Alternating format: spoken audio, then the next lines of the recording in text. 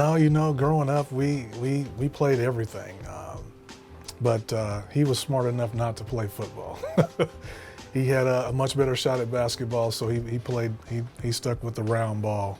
And I can actually remember, because I was the oldest, even just being a couple of years older than Ramon, is that there were things that he would do that I would get in trouble for, because I didn't convey to him what the rule was.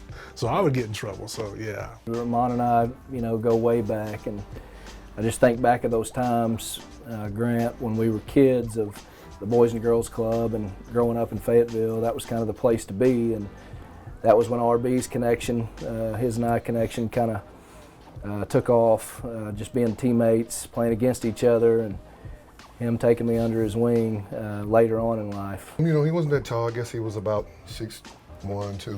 6'2". And he was a shooter, though. He was a shooter, lights out shooter. Even later on when he played in college, he led the conference in three-point percentage, because it was just being introduced then. And but in high school, he was a shooter. His role was the leader of that 1987 state championship team. And I just remember being behind the bench at every game, had my piece of paper, my pen, writing down how many points, rebounds, assists, fouls he had. And when he came to the bench, I made sure he knew. Coach Kretschmeyer was definitely hard-nosed. He was tough. I would say that for me, when I played, he didn't get on to me unless it was something that I was screwing up with. And I didn't take anything personal when he was yelling at me, and I'm sure my brother took it the same way. Coach Kretschmeyer's practices were pretty intense, and so as a freshman from Woodland Junior High coming up to the high school, there was maybe a little fear of playing for Coach Kretschmeyer, because we had heard so many stories. And so I just remember, right off the bat, Ramon, who's our team captain, kind of took me under his wing, and we were matched up every day in practice. And I remember he wouldn't cut his fingernails, and I would go home after practice and take a shower, and just all those cuts on my arms, and because he didn't let you get away with anything. He was an intense defender. He could communicate, and he could communicate with different type of kids, or everybody's not the same. And he could relay the message to every individual, maybe in a great way, where they were responsive, and in the same way with a teammate. If Coach Kretschmeyer could be yelling and cussing and doing all this, Ramon could get right behind him and be like, hey, it's okay, we're behind you. Just that type of aspect. And back then, we had to dress up for games, and dressing up meant you were wearing a tie. We were going on a road trip, and I remember just being in a panic because I show up and I don't have a tie, and I'll never forget it. And we're fixing to walk from the school to the bus, and I didn't have a tie, and all of a sudden I remember Ramon, coming out and saying, "Stamps, come here," and he brought me in there, and he had a tie for me, and it happened to be his. And so he gives it to me, I put it on, we go to the bus, and I'll never forget, we're walking on the bus, and Coach Kretschmeyer stopped Ramon and said, "You're not getting on here, you don't have a tie." And without batting an eye, he was like, "Coach, I forgot my tie." And Coach let him on the bus, and then when we got back, he did some extra conditioning, and I'll never forget that. That's just who he was. He wanted to make sure that his teammates were protected, and he would do the consequence.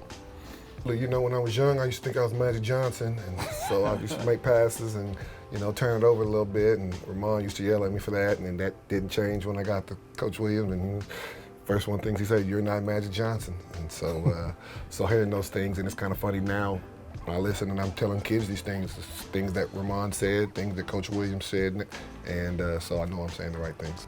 We are blessed to have the parents that we have. They instilled in us a lot of qualities and characteristics that led to who we are today. I would say it goes back to what we learned as kids growing up, and how we learned to communicate with people and learn to respect people, and learned how to deal with certain situations. It all came from our parents. Probably one of the reasons why I'm coaching today.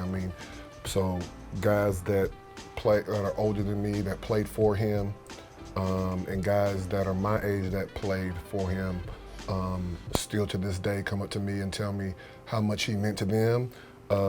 not only just development as a basketball player, but development as a person, and that just feels really good when people say that. And you know, getting into coaching and how much he loved it is probably a reason why I'm coaching as well. When you found out he was going into the Fayetteville High School Hall of Greats, what'd you think?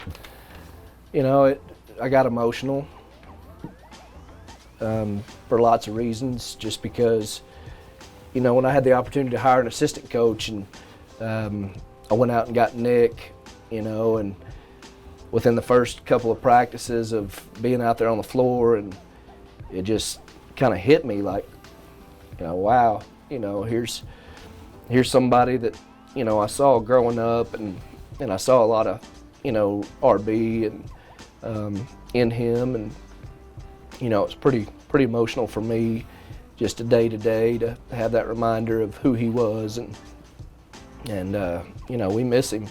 Obviously, you know, not if you just take his basketball ability and the things he did in basketball away, Grant, there's no doubt that whatever Hall of Fame's out there, he belongs in it because of who he is as a person.